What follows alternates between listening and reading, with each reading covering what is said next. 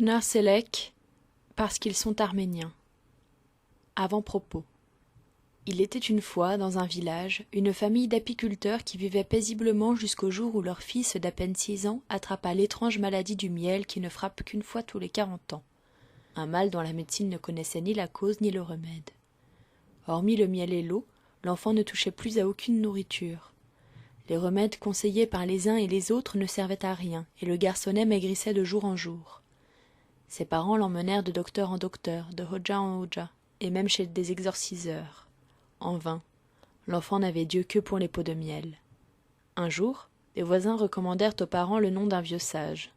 Las de frapper chaque jour à une nouvelle porte, ils conduisirent l'enfant amaigri dans la masure de cet homme. Après les avoir longuement écoutés, ce dernier soupira et dit « Accordez-moi 10 jours et revenez me voir. Nous verrons si je peux vous aider. » Malgré l'insistance des parents, le vieux n'en dit pas davantage. 10 jours passèrent. Les parents accablés retournèrent voir le vieil homme. Celui-ci fit venir le garçon près de lui, le regarda droit dans les yeux et lui dit « On peut manger autre chose que du miel, tu le sais, n'est-ce pas? Il le faut. » Puis il lui tendit un quignon de pain. L'enfant opina, prit le pain et le porta à sa bouche. Le jour même, il recommença à manger de tout. Des jours plus tard, le père restait dévoré par la curiosité. Ce que ce saint homme a dit, d'autres l'ont répété 1000 fois. Pourquoi mon fils l'a-t-il écouté, lui? Quel est son secret? Avec le miel de toute une ruche dans son baluchon, il s'en retourna frapper à la porte du sage. Après maint détour, il tenta de lui arracher quelques confidences. Le vieux sourit, le prit par le bras et le conduisit à l'arrière de la masure. Il y avait là 2 ruches. C'est simple, dit-il, très simple. Moi aussi j'ai un faible pour le miel. Je n'ai jamais envie de manger autre chose.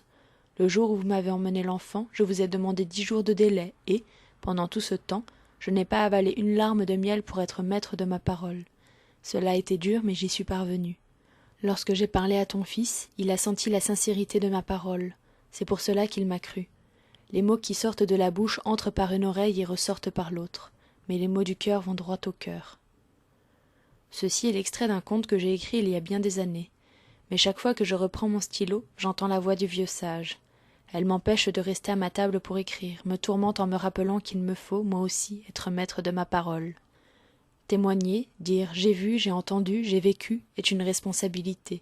C'est avec cette responsabilité que j'écris aujourd'hui, pour dire que j'ai touché du doigt les désastreuses séquelles présentes sur une terre mutilée par le génocide. Alors que j'ai grandi dans un milieu exempt de la maladie nationaliste, ce n'est que très tard que je me suis confronté à la question de l'extermination des Arméniens de Turquie en 1915. Ceci est évidemment mon affaire. Rien n'est plus précieux que de lutter pour la justice. Assise sur le banc des témoins, je ne sais pas qui est juge ou procureur, mais je prends la parole devant l'obscur mécanisme de l'histoire. Le témoignage d'une féministe antimilitariste qui a eu maille à partir avec l'État ne réparera sans doute aucune injustice. Mais pourra-t-il au moins en faire reculer d'autres? Quoi qu'il en soit, la lutte pour la justice n'est pas seulement une victoire ponctuelle, elle ouvre un processus de réflexion et de repositionnement. Je l'ai moi-même vécu à travers ma propre histoire. J'ai appris à accueillir avec le sourire chaque goutte d'eau qui ruisselle, chaque graine que l'on sème. Oui, témoigner est une responsabilité, témoigner avec les mots du cœur en étant maître de sa parole.